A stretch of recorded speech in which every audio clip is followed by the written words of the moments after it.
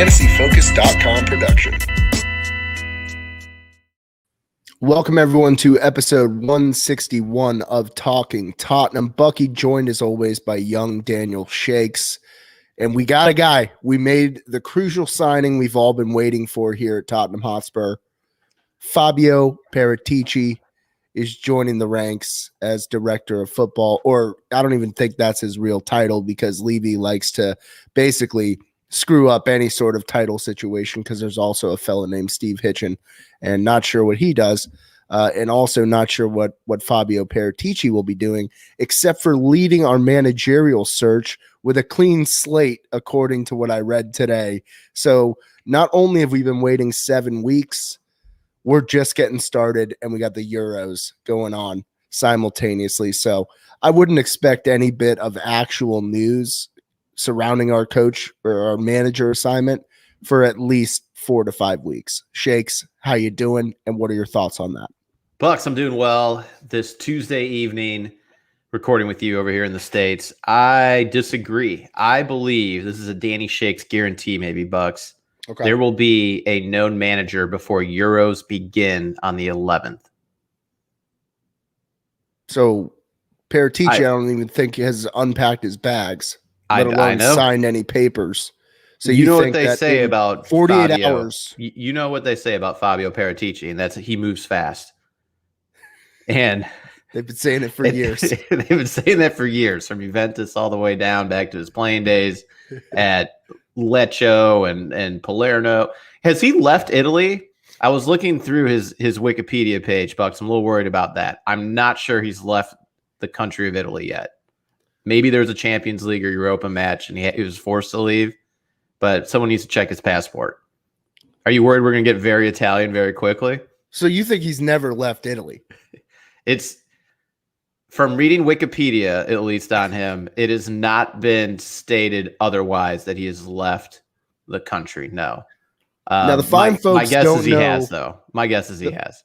The fine folks out there don't know our government names, but I'm certain that if I checked your Wikipedia right now, I would certainly think you've never left the United States. But well, as you know, I'm Italian descent, so I'm fired up for the hire. Italians know everything, especially Italian Americans. Yes, but yeah, again, we've been saying it for years. It did seem out of left field, though, right? Did it not seem like there was this package deal coming with Conte, and then now suddenly it's just Conte's leaving because, or not leaving, excuse me, he's just never coming because Spurs weren't going to give him anything as far as money and control and staff and all these things, which, you know, if you're Spurs, you knew he was going to demand all those things. It sounded like he demanded all those things. And then all of a sudden you just like pulled the rug out. So I don't know if they were ever planning to hire Conte. I don't know if you think he was or you know, if Daniel Levy was or not. I do not. And now suddenly it's just you get Paratici over from, Juventus, where he was there for a good, amount of time. He did get some good young signings. I know people are now talking about Dybala coming to Spurs because there's this connection. I mean, I'll take some Weston McKennie if that's part of the plan, if we just want to start pillaging Juventus. But I just think it's kind of confusing, Bucks. It just felt like we were going to get these two guys together. One guy does not come through. And then now we're kind of left with with Mr. Fabio Paratici, and he's going to lead us to the promised land. I will say this before, sorry, long rant. You're fine. I'm happy we have at least one other person in the kitchen if we are going to spread the love as far as like what the workload is. Daniel Levy needs to take stuff off his plate, kind of run it from the top up, delegate a little bit more, keep Hitchen on board, define a role between him and Fabio Paratici, and then let's go from there. My fear, Bucks, is we see Hitchen leaves within the next 6 months because suddenly there's overlap, and Lord knows Daniel Levy doesn't like overlap when it comes to his overhead. So it seemed to me, and this is just based on the framing from the Amazon folks, that Steve Hitchen needs a little bit of help. So maybe he'd welcome it with wide open arms, like Creed. Do you think he gets a bad rap from talking shit about the transfer window? Because of course he does. That's all I ever hear about. It's all I ever think about. He is talking about how it's a shitty system, which everyone agrees. But still, you got to kind of know better with how you present that. it's one thing if you're set up with a management group that is pulling the purse strings, that understands at times being first to act is actually a cheaper option than being the last possible day to act on certain players, or in this case, a manager. My only concern with Paratici would be, was it baked into kind of that double swap and getting both him and Conti? And you kind of alluded to that. I'm not sure whether or not that was the main purpose of bringing him in. And the reason that I'm scared about that is it was the first time I'd heard his name was in conjunction with the approach to Antonio Conte. Right. So at what point was this like your attempt to attract your mate by bringing in, her sister, on your payroll? And then you're like, I'm giving your family a living over here. The least you could do is go to a movie with me. And it's like maybe Conti went and saw a movie with Levy and he was just like, my God, is this what the next 2 years of my life are going to be like? Because we didn't even get popcorn. Too expensive.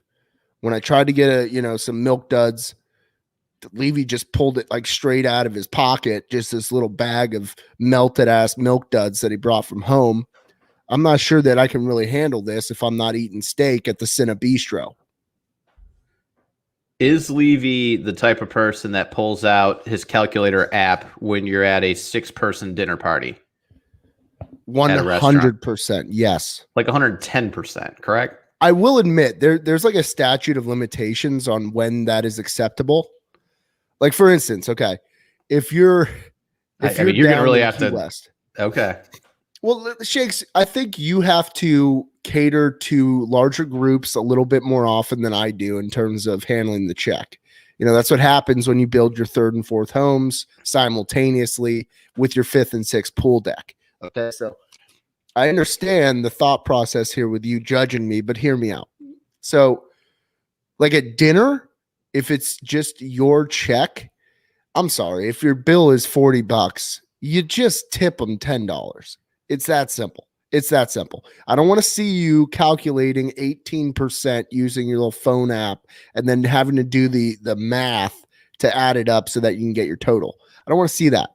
Now, when there were group checks back in the day when everybody was splitting everything, I'd say it's pretty valid if you got like a $540 check. Now, there's one time that's acceptable. And if you're in Key West and you're at Dante's pool party and things get away from your group of 8 and it's your card that's on the bill, you better believe I'm busting that out at a cool 20% because the service is always great and your bill was like $1,300. So I'll do it in that situation, but that's about it. Only when it's just like a rampant booze fest that's getting you up to that limit. But if it's a dinner, I think it's a faux pas that Levy loves doing every single time. See, I wasn't even getting at the gratuity bucks. To me, the gratuity needs to always be pretty high up. No one ever wants to be known as cheap. I'm talking about like when you're up there with 3 other couples or whatever it would be, a dinner of 6, 8. And when people start trying to figure out like, well, my meal costs this much. Who really ordered those appetizers? You got a bottle of wine. Look, if you're at this nice restaurant at some point, you just got to like everyone throw their card in. Yes, you might be paying $8 more than the other person or maybe than you should have. That's just the way it goes. Okay. You shouldn't be there but otherwise. Shakes, listen, I know what you're getting at. I didn't touch the goddamn calamari that one time. Okay. Bucks, it's okay. I'll never forget. I didn't touch the calamari. Therefore, I will not pay towards it. Okay. This is simple. For certain people out there like myself with my bare walls, I don't have the Declaration of Independence behind my melon. If we didn't eat the calamari, we're not paying for the calamari. But I'm not Daniel Levy. But yeah, Paratici, he had some good signings at Juventus. Obviously, they're a class club. But with a little more money. Well, they did. They did have a little bit more money. Can I just say, Bucks, are you not thoroughly confused by this? Never was confused. Like, sure, there were some rumblings, like maybe there would be a director of football operations, a president, a general manager, whatever the terminology, like you said, Levy might just come up with a title. Who knows?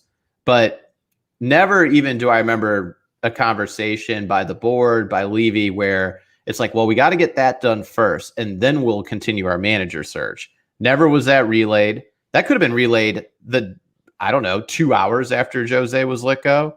Like, hey, we got Ryan Mason plugged in here. He's going to, steer the ship until the end of the season. In the meantime, we're doing our manager search. But in order to do the manager search, we're going to bring in a president of football operations to help guide that so that we can create a long-term vision and then also delegate out some work from Daniel Levy. I don't remember that statement.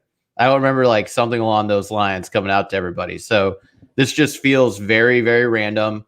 With that said, I think it could work pretty well because, again, I think just, I'm not going to sit here and just like harp on Levy. I'm just thinking he had too much shit to do. So this might help by bringing in another football mind, a person who seems to know it pretty well. Granted, it might be just in the country of Italy. And if it helps to delegate to another person with a football mind, then great. But it's just why wasn't this done at the very end of the season? That's number one. Here, all right. So I'm involved in this process called the SDP, strategic development process, right? Every year you map out what the end goal is. That's where you start. So if your end goal is to appoint a manager and then that manager will have, let's say, 110 million after we sell 5 or 6 players, you label those players. Who are we looking to sell? What's our price range here? And you have a bottom and you have a top end of that. You start at the top, and as you work your way back, you'll sell those players. If that's the end goal, you start there. But as you just said, you have to go piece by piece to get to that point. What is the real vision here? What gets us over the top in 2021, 2022? You start somewhere with an end goal in mind, and you have a flow chart with checks and balances based on critical timelines and deadlines that you need to hit. And sure, if it carries over, you still have to knock over the first domino. It's like, I want to see what his vision board looks like right now. But that's probably where it just reeks of a pretty good executive. Like, let's be real. Daniel Levy got to where he is because he's good at his job, but just being stretched too thin, right? Like, doesn't that just seem like you have too much shit to do?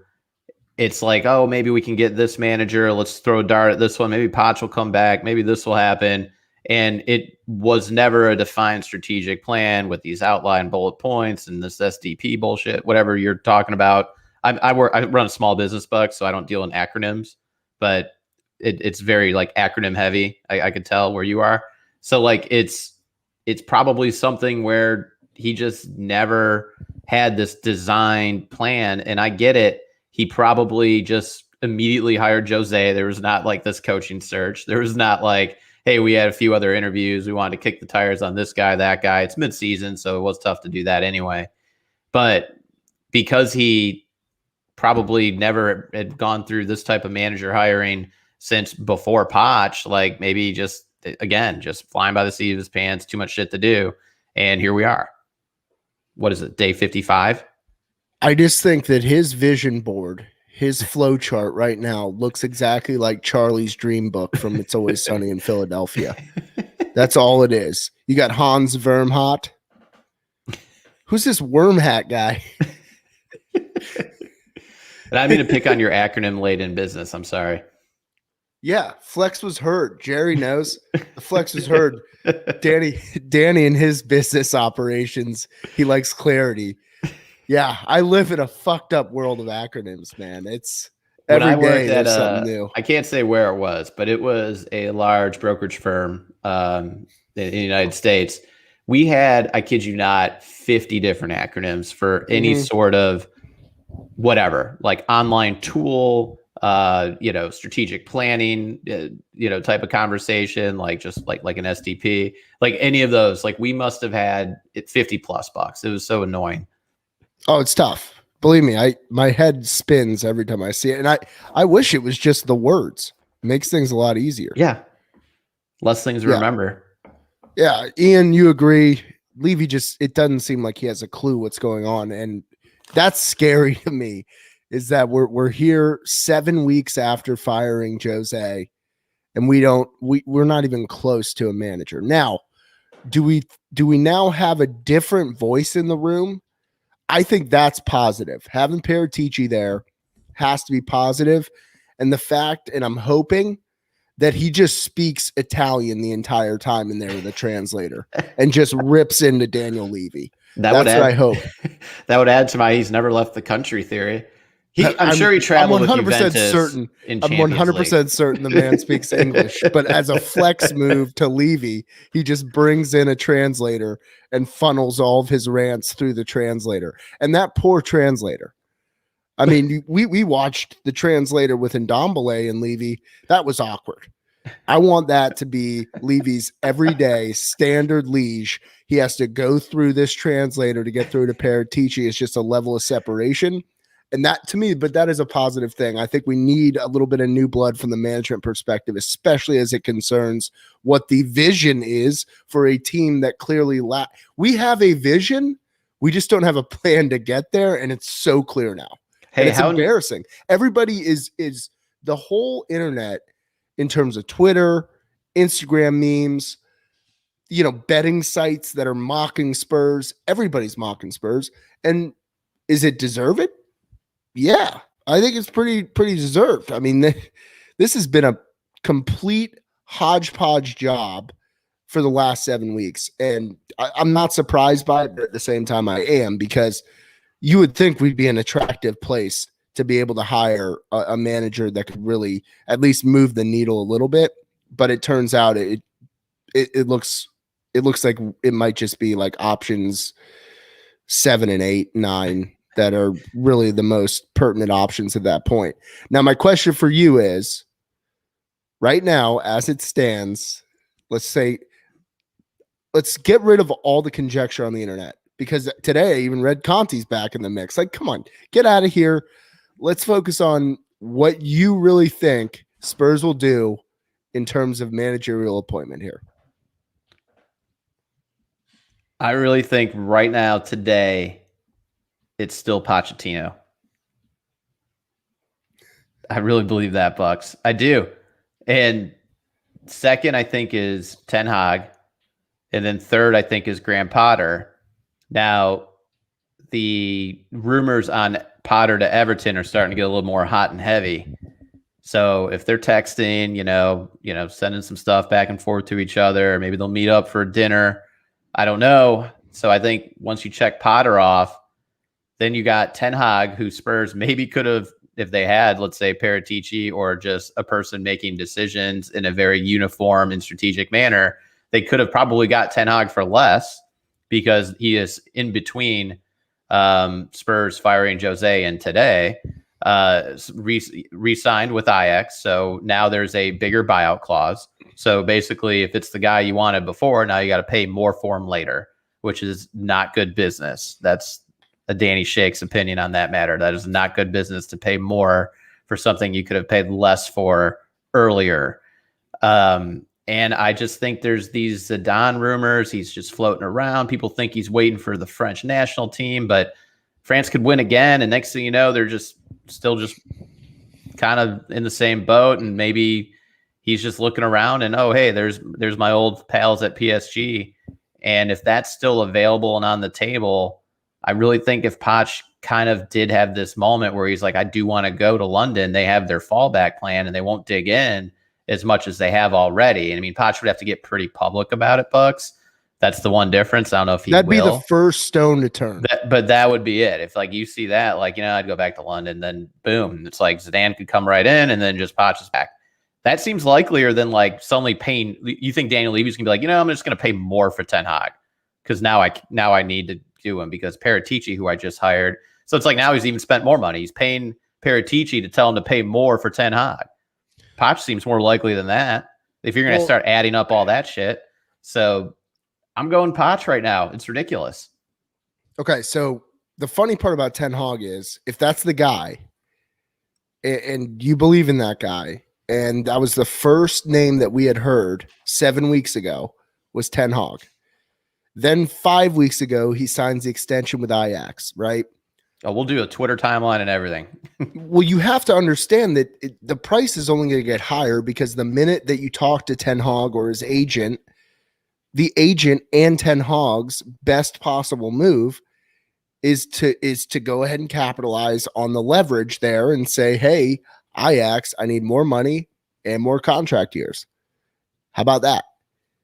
And that's the leverage that's you're never going to get around that. So there's a little bit of both sides of the fence having to be played there, in that the minute you start talking, agents' jobs is to get their guy more money. For sure. And in a safer situation, or at least a more comfortable situation long term. So there's a part of that that's inevitable. But if that's the guy, I don't think he was ever the guy. Because yeah, those were the rumors. The conversations did happen with Ten Hag, and they just weren't sold on him. They weren't sold on him, or Ten Hag wasn't sold on him? Spurs were not sold on him. Well, I think it's the opposite of that. I don't think so. If they wanted him, they would have got him. Just flat out. I'm just tired of being negative about it. He'd be manager of the squad 50 days ago. I'm tired of being negative. Season ended. I have to be negative about it. I know. In terms of the perception of the club, and like you're looking at just this totally bunched up mess of yarn. Could you imagine our content? We'd be pigs and shit, Bucks, if this was like happening at Arsenal. Like, could you imagine this? Be gleefully on the air talking about this shit with you. Rather than just be stuck with Arteta, to be honest. So I kind of think we're in a better spot without a manager. Maybe that is for the best. Yeah. Yeah. Who's your right now moment in time snapshot? You got to apply percentages or whatever it is. Who's got the highest? I'm gonna stick with Potter. Okay. You think Potter's talking to Everton just to maybe get Spurs hot to trot? No, that's going on. Well, I think he's talking to us too. Everton makes a lot more sense. We talked about it last week, but I still want Potter. I want that next step to be at Spurs. It's gotten me a lot of grief. Gotten a few Instagram messages sent my way that's just like joke. It's a joke that we're stooping to that level. And funny enough, Danny Shakes, I received a text message from an individual today that was arguing in support of a Potter movement, considering they were 5th highest XG in the league, a statistic which it was cited to me that I would never be able to pull out of my ass because I don't ever look at this stupid Saber metrics. It's not XG, it's X points, but expected XP. points. Okay. Yeah. So they were 5th, and all of a sudden now this individual, we're not going to name names, suddenly is saying, I'm all in on Potter. I think he's a great coach.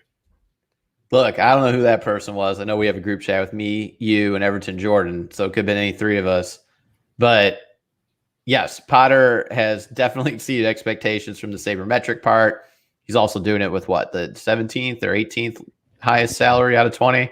So that's also pretty effective as well, as far as like making the case for him goes. But I do think, Bucks, if you have Potter on Spurs as the manager, then the likelihood of transferring out Harry Kane goes up. Correct. And I don't want to make it seem like it's like Harry Kane is the last like superstar you want to call a prima donna or anything like that. But I just do think when it comes to being an all-star, and we call it all-star, but just a world-class player, you just respond better to like a world-class manager that would command that type of attention in the room because he's been there before. And it's just one of those things where Potter, unfortunately, just doesn't have that yet. He might get it one day. He's climbing through the ranks. But when you talk superstars wanting to now suddenly stay, that's just not Potter, and that, it's not Eddie Howe. It's not any of those guys. So I get maybe that's why at first Conte was, enamoring Levy, because he thought maybe that's the guy that can get Harry to stay. Maybe he thinks that's ETH as well, Paratici and Levy. I'm not sure. I'm not sure. What makes you think 100% that Ten Hag? I don't know. But I'm saying like that's a step up at Ajax and him having sustained success versus Potter, who's managed Brighton, with all due respect to Brighton, and then you have Poch, it's like you're going through your list of like, what does our manager want to look like, and you do the whole list, and you're like, oh shit, it is Poch, and we were pissed we fired him to begin with, so let's just ask for him to come back. So I think that's just where you are with this. I mean, don't you think it's I'm probably not certain. No, I don't think Ten Hag coming in has any more weight on Harry Kane staying than I don't bringing know if he in. does. I really don't. You're right. No, I really don't think he does. In terms of prestige, like what? So you're winning the Eredivisie every year? Great. That's fantastic. So the That's semis not of that's not the Champions Prem. League. I would say staying up with Brighton, yes, that's a big deal, but god damn, look at the talent on that team when they did it. And look at where they're Semis of the playing Champions now. League till he ran to Musa Sissoko. Goddamn right they did with that long bomb right off of Llorente's dick and then right into Dele Alli. Oh yeah. I was trying to not get all worked up tonight, hot and bothered, but now you got me thinking about the glory times. Look, do you think? How about this question? Do you think it's someone other than one of those three? I guess the only other one would be the Gaultier guy I don't know who that is. from Lille. So we're getting the guy that beat Poch. Is that kind of like how we're spinning it? That's a good way to spin it. They finished above. Didn't you on our group chat make this point though? To go, I mean, he's a French manager, right? Do you think that plays? Like, I mean, yeah, I think of a famous one over at Arsenal. But I guess that technique that would make a lot of transfer sense. over and the team plays He's a hard. builder. I've only watched like 3 Lille games, Buck, so I got nothing to really offer as far as how the team played. I've watched 0 Lille games, Yeah. but I know they won Ligue 1, and I also know that he saved Saint Etienne from relegation and then stayed there for like 5 or 6 years, built them into a top 10 club. They played in Europe 4 times during that time frame, and then when he went to Lille, he took them from a middling club, middle of the table, and just won the league within 4 seasons. That's impressive enough to me to get a bid over at Spurs. Now, if I were to rank in terms of those 4 names, I would still have Poch 1. Really? Potter 2. Yeah, but I don't think Poch is happening. So I have Poch 1, Potter 2, Gaultier 3, Ten Hag 4. Okay, so you've Gaultier ahead of Ten Hag. Don't do this, Alex. Alex Asher starting to get a bad feeling at Southgate the longer it drags on. Well, that's rough. Although his Players Tribune essay or article was really good, really well done. I didn't read it. Too many words. It's good. Yeah, it is a lot of words. You might be able to find it on Audible where it's read to you. I just don't see North London Spurs going Italian director of football operations and then French manager in like the span of a week, Bucks. It just doesn't seem like the way it's going to go here. But I guess everything's on the table. And again, I didn't know I needed a director of football operations until like 3 days ago, apparently. And now we have one. So here we are.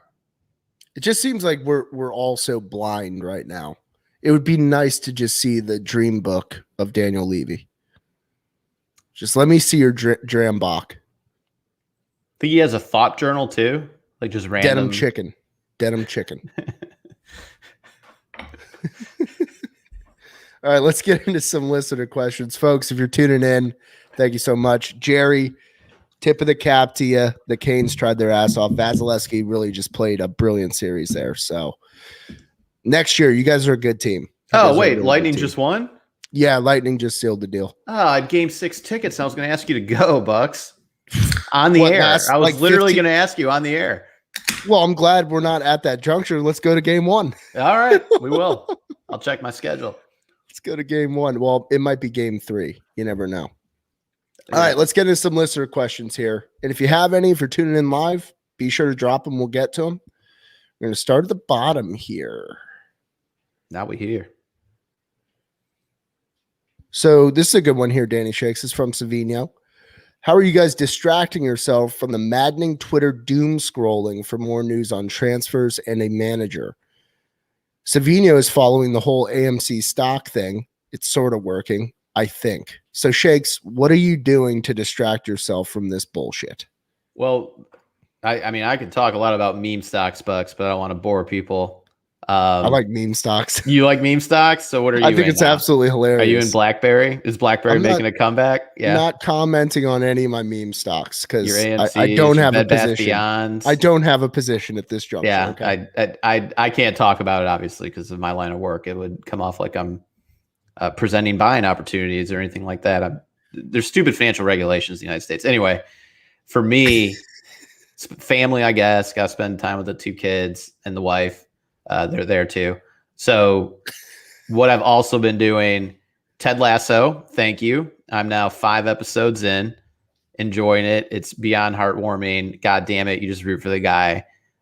Even like the show itself, you probably like go into the show thinking like this show can't work, and then you just watch it and you're like, everyone roots for him. Doesn't matter if you're the audience watching the show, if you're the players playing for him, or the owner, whoever it is. Love the show so far. Love my boy Danny Rojas. Hopefully we get more of him later. The other thing I've been watching, Bucks, I'm halfway through it. The Shawn Michaels Heartbreak Kid documentary on A&E just came out. It's fantastic. He lets you behind the curtain, man. He had a troubled lifestyle once he got introduced to drugs in Las Vegas. But he still managed to become whatever it was, 6-time world champion, despite a ruptured disc in his back. So definitely recommend the Heartbreak Kid Shawn Michaels documentary. What are you doing? So I only have 3 pieces of artwork that I have not hung up. All boxes that have been laying around here for the last month since I moved in. I finally now stored. Everything is organized. It's starting to feel like a home. But I'm a slow burner into the feeling like a home place. I live quite a little squatter's lifestyle a little bit at times, which you've been, unfortunately exposed to at times. But the new house is coming together here. We're over the termite hump. We're over the new AC unit hump. I didn't know if I'd expose that, but I got a new AC unit. You told me that. I don't know if you told me on the air. I knew the termite thing, so they're not falling from the ceiling onto you. Yeah, no, the AC went out. Like it's just been one blow after the next. I got to get a new oven. It's not a big deal, but we're really just it is something. Everything's going to be new in your house. Yeah, pretty much. Yeah. And the 2-year ghost apartment. lease. So I mean, it is a ghost apartment. I didn't see one person here today, and I was out and about all day. And the more that you and Everton Jordan just keep on telling me that I live amongst ghosts and I'm the only person in this building, the only thing that convinces me I'm not is how quickly maintenance is on my shit. Well, but it's probably not even to respond to. Good point. That just actually adds fuel to your fire. What else have I been doing? I have a series of Italian recipes given to me by a dear friend who is of Italian descent, and they're family recipes. So once a week, I've been getting all the stuff to do that. And I've messed up the first 2 iterations of it and nailed the last one. I forget what it was called, but it was fantastic. So I've been doing that once a week. Other distracting pieces. A lot of Google mapping lately. Of what? Everything that I see, Shakes. Like if I just see where, for instance, where Eric Ten Hag is from, I immediately just drill into where he's from. Like his house? Or like the area? No, like the town. Okay. I'm a big town guy, like the makeup of European cities, and then doing a cross comparison to American cities, which are pretty boring, but a lot more organized at times, just due to the fact that they were built at their core at a much later date. I like getting into that quite a bit. Huge into the Google mapping, and I can't wait for the Conference League because it's just going to be an absolute electric factory here on this show, especially on YouTube. So if you're not watching on YouTube, you can follow us at Talking Tottenham Pod on there. And once we get into that, it's going to be great. What if you found out Paratici did YouTube live Italian recipes? Are you in then? Are you sold? I'm in. I'll tell you this. As somebody that has only made, like I make my own meat sauce and I have for a long time, but I haven't really dabbled with a lot of the more nuanced Italian cooking. Like meat sauce or bolognese? It's like a meat sauce. Okay. It's just like a red sauce. Red sauce. Okay. Marinara with meat sauce. Got it. Yeah, exactly. Well, simple shit, Shakes. I'm a simple man. I'll send you my bolognese recipe. It's excellent. I'm getting into the more nuanced side of Italian cooking right now, and I got to tell you, even the most complicated recipe that has like 18 ingredients in it, it really does come together quite quickly, and it's pretty simple once you just figure out what you're doing with it. And you could make something that, yeah, it's probably not going to be as good as someone that's made it in their family their whole life. But I'll tell you what, I've knocked the socks off some ladies with some of these recipes. So pretty happy with my current stature there. That's about it. I mean, really just getting fatter and Google mapping, as well as finally making my house a home. That's a step up from the previous place where boxes and things that didn't get hung up ever. There was nowhere to put them except all the bare walls. Well, a little more storage here since everywhere else you can is see vacant. Behind me here. I got to buy some more shit, and that's always tough for me. Figuring out did I leave my Bluetooth speaker over there? No. Yeah, I think I did. I think it's in this drawer right here. Well, whatever. I'll find that thing bump Shakes. Hell yeah, man! Didn't realize you were bumping all the time. Well, you can blast it at you can blast it at the pool at the ghost department. We appreciate wanting to know more about our day-to-day lives. All right, here's a good one here from Trophyless Crisco. Silky low VAR. Would you agree to a Kane Guardiola swap with Man City? Let's say Pep agrees to a 5+ year deal and Levy comes up with $100 million transfer budget this summer. You go first. No. Number one, why would Pep want to come to Tottenham? Number two, I think that's just, we have to assume that this is a plausible scenario, right? Okay. So here's my situation with that. You're getting rid of the best player in the world, at least top 5, top 3 probably. Getting rid of him. You're bringing in Pep, and you're saying you have 100 mil to plug the gap. That's not enough for me. It's just not nearly enough. At this point, we don't need there's no ready-made mixer for it. As I said last week, there's no hamburger helper. We can't make beef stroganoff with this, when we're cooking with just some ground chicken right now. You can't make beef. You need sirloin tips for beef stroganoff, Shakes. What you don't need is ground chicken. Understood. We have ground chicken. What if, though, you do take the swap, you get Pep in there, and then Spurs still do not succeed? Does that then make it grounds where we can just force Enoch out? This is what you want? You think that's viable? I don't know. This is the whole scenario that's been thrown upon me. I don't know. I would keep Kane over Pep. But if Pep failed here, then something else needs to change. Right? I mean, that's just kind of the way I look at it. Shouldn't it just be maybe Jose isn't a good example because he had been away from the game for a bit and probably on the downside of his career. Did you see Jose? They asked him how many trophies he had won.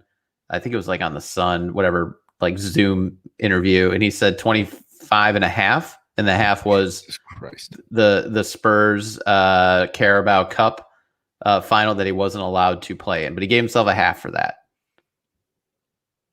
No, you don't get a half, Jose. You're back to Jose. I was even being respectful for quite a while, and now I can no longer be that. Jose still calls him Gary Southgate? Do you think he calls him Tony Conti? Like, we were definitely going to call him Tony the whole time, right? If he did sign with Spurs. And now we got Fabs. Fabs Paratici. Oh, yeah, we do got Fabs Paratici now. I forgot. Confused with the other Fabs that gives us all the sporting information. Yeah. But I'm not taking the deal. I'm not taking that deal. Fine. Don't. If Pep can't succeed here, get rid of Levy. If it's 5+ years, though, maybe I could see brighter days coming in 3 years. But I think that's the case for anybody that we might bring in. All right, we got Big White Hart Lane here. Let's forget the manager hunt for a while and focus back on new players we may want to take a look at. He sent over a nice list from Daily Mail of the top 10 young stars ready to burst onto the scene at Euro 2020. I'll be quite honest. I'd only heard of, I believe, Benelli out of that group, the Italian striker. Or I don't even know if he's a striker, but he's an attacker. That was the only one I had heard of. So for this set of 10 players, it's literally just popcorn eating time and watching Euros for the next 3 weeks and figuring out, who can really cut the mustard here for Spurs out of that group. But in terms of young talent from the EPL, we've talked about him in podcast past. I like Tariq Lamptey, right back for Brighton, 20 years old, English national, lightning speed, and just starting to come into his own in terms of his abilities. We need to do a reset at right back. So that would be my target number one. Do we think Max Aaron stays at Norwich now that they've been promoted? I do. Whereas they're going to try and stay home. up. Ollie Skip is coming home. We still have some kinks to work out at center back. I hope Joe Rodon gets a proper shake because I saw enough out of him to where I like him there. And I believe that Tanganga needs a shift back to the center. So if that's the case, then I think we at least have some building blocks there. So that right back is my primary concern. The weird thing with that is, like, when you talk youngsters, you're thinking still an outlook of what, 2, 3, maybe even 4 years, like where then they're just meaningful starters. Whereas for Spurs, it's like, I know they tried this with Doherty and failed, but if you got like a 27-year-old right back that was really good, then you'd probably rather just have that. And then a center back, really, when you're in like your mid-20s, I would say, then you're ready to be a center back in the EPL. Dave was an exception for a little bit, then he regressed for Spurs. So it's not like we have these positions, Bucks, of need right now that you just throw youth at and just hope they're good. You know what I'm saying? Like, to me, it's more like it's depth. So I'd look more maybe on the attacking mid front, the striker front, something along those lines, if I'm going to really start looking at the youth. And watching Euros it's fun to look up all the players that you don't know, because when you start following it enough, you're like, all right, this so and so from this team or wherever. But to me, it's like kind of like more of a long-term approach when it comes to all this. I think Lamptey is plug and play. You think he's just plug and play now? Yeah. I guess we failed at the old guy at right back, so maybe you go younger guy with it. Well, Serge is going to be gone. Yeah, for sure. We talked about this. It's Serge for Poch, right? So then your options are Doherty, Tanganga, and I think Tanganga is at a position. You got to bring somebody in. Why not get an English national that showed a lot of grit, talent, and a lot of potential for a team like Brighton last season? That's where I stand with it. You think Spurs can get him for 25? Yeah, I'd say 25 is probably the high mark of that. Yeah. Maybe even 22, 21. Oh, he was a Chelsea youth. Yeah, he's a good player, man. I like the guy a lot. That really, though, Big White Hart Lane, I'm going to be watching Euros with a very watchful eyes, and trying to pick out, some potential targets for us. The other sad part about not bringing in a manager is how are you going to work out who we're shipping out and who we're bringing in? Yeah, we don't even know what But yeah. Danny Shakes has definitely made sure that we will have this sorted out by Friday at 3 p.m. Eastern time. That's right. You heard it here. That was the call. If you think about it, what does Paratici have to do? Just that. That's his one job right now. He's going to work behind the scenes, quote unquote, to like, I don't know, work the transfer market. But what the hell does that mean, Bucks? You need to get a manager first to make sure you got a shared vision. It's literally one job first. That's it. Okay, so let's get that one done. And our last question this evening here from Alex Asher. If you could sign any American player for Spurs right now, who would it be? Bucks, we got to talk a little bit about USA Mexico. It's one of the craziest football matches of it. Nations League. If anyone watched that match, my answer is probably not a surprise, which is Weston McKennie. Midfielder, Juventus. Kid just owns the midfield, plays bigger than probably his stature, as well as plays wiser behind his years. He's apparently a really good header of the ball too, Bucks, in addition to just bossing the midfield. And it just looks like he gives a shit more than anyone else that gives a shit. And he's just a monster out there. And if we can figure out a way to get him from Juventus, I'm all in, Bucks. Don't think that's ever going to happen, but Weston McKennie is my answer. It's not close. Does Paratici get us closer to that, though? Maybe. So, Juventus ties, let's do it. And if we got to overpay, I'm in. But if there's something Spurs don't do, it's overpay. He played, Weston McKennie with those headers. Played 130 minutes or whatever the fuck it came out to be. Aerial ability through the roof, and he's electric in the box. Finds the ball. You got to love that. No more ball flying over Toby's hair. No. Just going right into McKinney's forehead. For me, it's Gio Reyna. No, that's a good pick. 18 years old, and I think he's just scratching the surface of the player there. Some of the runs he made during that Mexico match, and obviously I think this is only his 4th cap for the U.S. national team, and he scores a goal, his first in a competitive match. That was awesome on a deflection there. Pretty much a little bit of a grab and go there, but you know what? Sometimes I like a grab and go sandwich. Don't judge me. Off the Weston McKennie header? Yeah, off the Weston McKennie header, yes. And then the other thing about him that I think he just has to mature a little bit, but I also think he's electric enough to slot into the old Dele Alli role. He might doing a 4-2-3-1. So attacking midfield, but you'd rather him be a little bit slotted outside. Yeah. Yeah. False 9, 10. I want him playing is all. He's good. And I think with our past relationship with Dortmund, I think we can get him in. Wow. Well, transfer market already says 42 million. Jesus, we're not getting him in. Yep, not getting him. Well, it was good while it lasted. Weston McKennie, but that Mexico 25. game, that makes no sense. That is still worth Weston McKennie though. That Mexico game was one of the most insane series of events in a football match that I've ever seen in my life. And it pains me that our English listeners, they would have had to just wake up in the middle of the night to watch that match. Yeah. So it started at like what, 2:30, in UK time. It was insane. You had everything in this match.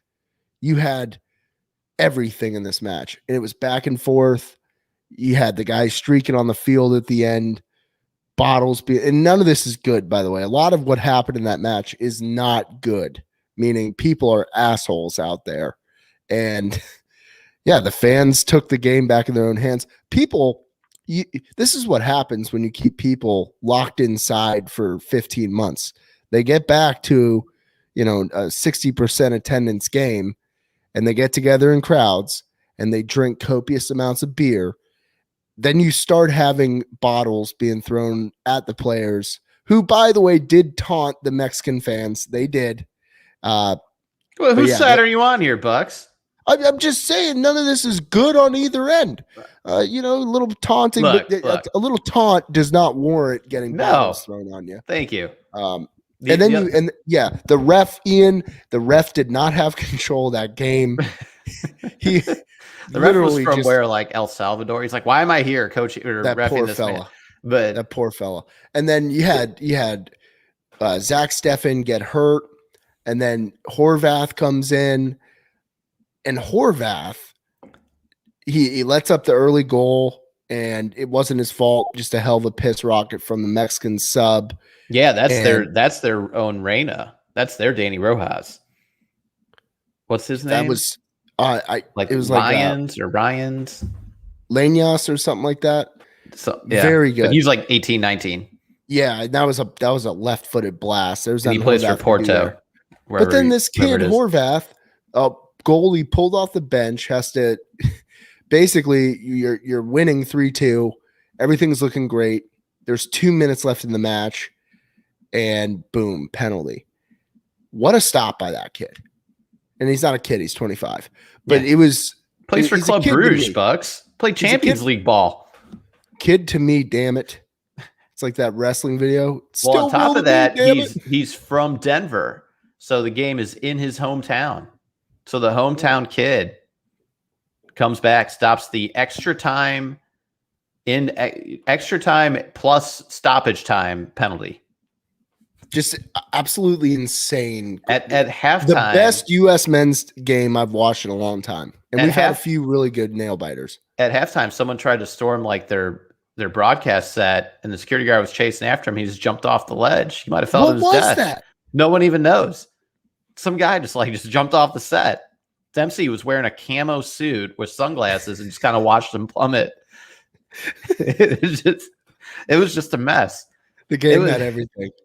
It really did. You know, it is like it's a little different because, you know, the game's in Denver and there's just, you know, like a big group of, you know, culturally Mexican folks live there. So it made the stadium not like 90% American, 10% Mexican. It was like 50-50. We have to get our boy EJ was there. So we should get like a report of exactly the split or ratio. But I think that also added to it, Bucks. Like it happened to be in an area where it's going to create like a half situation of all the people in attendance. And Pulisic, by the way, I know, look, we're never going to give love to the Chelsea kid, but like he buried his penalty. He buried his penalty, like top right corner. Then ripped the shirt off, taunted all the Mexican fans, beers flying everywhere. Reina gets hit in the face. He's out. I think one of the Mexican players got hit. He's out. I mean, it's a mess. It's an absolute mess. But it's what you get, baby, in CONCACAF. It's not like that. It's not that little lily white UEFA ball over there. It is CONCACAF. You never know what you're gonna get. It's an 8-ball. You just shake it up. The refs, when they go to VAR, just shake an 8-ball. Penalty. All right, folks, that'll do it for us tonight. Let's hope by Friday at 3 p.m. Eastern time, Danny Shakes get his wish, and we have a manager. We'll be back next Tuesday, and thank you all for tuning in. Follow us on Twitter at TTPodCoys and on YouTube at Talking Tottenham Pod. Appreciate all the love and support, and we'll talk to you next week. Danny Shakes, sign the people off. Let's go. Let's get a manager. Come on, you Spurs. Coys, get it done. Do anything.